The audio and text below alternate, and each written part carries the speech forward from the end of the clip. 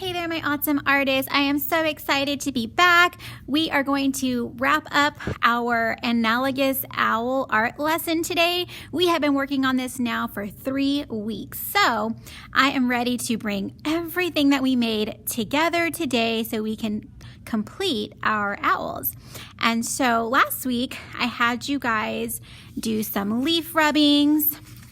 Hopefully you had fun with that. I know my kiddos here at school did. We went outside and picked out some leaves and came in and made our leaf rubbings. And so hopefully you guys were able to find a variety of leaves. That way you could have a couple of different types of leaf rubbings. All right, so you were to cut those out, save them. And you also have your owl from that very first week. So we have our owl, we have our leaves. The last thing that you guys are going to make before we put it all together is going to be your tree for your owl to be sitting on. All right, so I actually used some painted paper that I had made, and I'm going to actually use that as my tree. So I want you guys to come up with your own tree. You can use brown construction paper. You can draw your tree on your paper if you want. You will also need a background for your owl. So again, you can use colored construction paper or just a white paper, and you can go ahead and just draw your tree straight on that if you do not have construction paper. All right, so I'm gonna go ahead and just get started. The first thing you wanna do is you want to get your tree done and then cut it out or draw it on your paper. And so after you have that on, and if for those of you that did use construction paper, think about how you're going to want your tree to be for your owl. So I only did like half of the tree, so I'm gonna place that here. So the first thing I'm gonna do is arrange everything where I want it, okay? And actually, guys, I lied. What I'm gonna do first is I'm gonna make some wind on my paper. Okay, so that's actually gonna be my background. I'm gonna make some wind and maybe a moon here, so that my background isn't so plain. So I have some oil pastels, and I even have some paint sticks that I have here. So you guys definitely can use whatever you have available to you. You can use paint, you can use crayons, colored pencils, markers, please. Use whatever you have at home. All right, so I'm just gonna make a really quick background really quick, and I'm gonna use a couple of oil pastels to do that first. And I'm just gonna go ahead and make, I'm gonna go ahead and make a moon first. So I'm gonna do that right here in the corner. I'm just gonna do a circle and then go ahead and fill that in. So maybe be thinking about what you would like to do for your sky. And it doesn't have to be nighttime. If you want it to be a daytime or a morning or a sunset, you can do that as well. It's totally up to you. All right, so I filled my moon in, and now what I'm gonna do is I'm gonna go in with my oil pastel, and I'm going to make just some little wavy lines for my wind. Some spirals. So this is what's going on in my background. Maybe some more wind over here. I'm gonna switch colors. I'm gonna go to some light pastel, purple, and kind of overlap.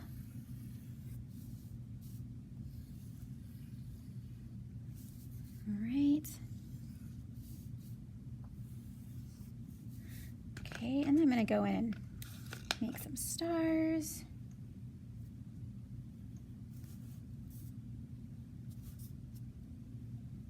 So I'm gonna do dots, and then I can even add some actual stars if I want to. I'm just gonna have fun with it.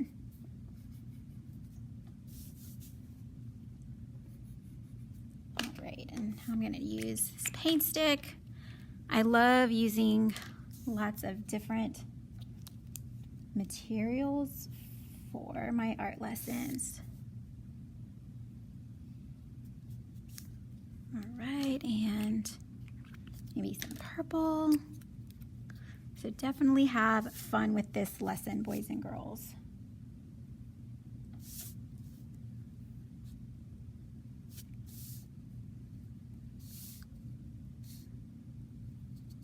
All right, so I think I'm pretty happy with my sky. Don't want to overdo it.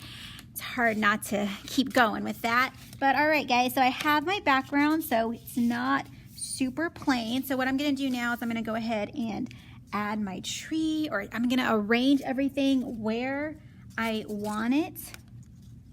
Okay, before I do any gluing. Okay, so I don't want to glue just yet. I'm going to wait to make sure that I have everything where I want it, and I'm going to put my owl down. Let's see. And you're going to end up probably covering up some of your, your sky, but that's okay. All right, let's scoot that up. Here's just a little branch for him. So you can definitely add some branches to him if you like.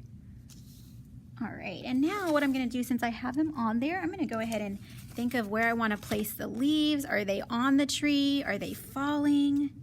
Maybe I'm gonna place just them randomly on the paper.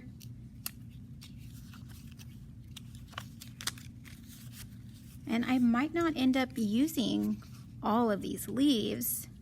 Let's see, I might not use that one.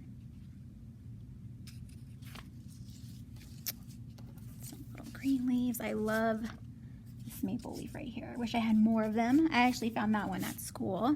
And then maybe there's another little leaf behind him floating. All right, so I'm pretty happy with my owl, and I'm gonna save these for later. I have lots of leaf rubbings, so I can save those for another time. But all right, boys and girls, I think I'm pretty happy with my arrangement and where I have everything. So I'm gonna go ahead and glue everything down, and then it is complete.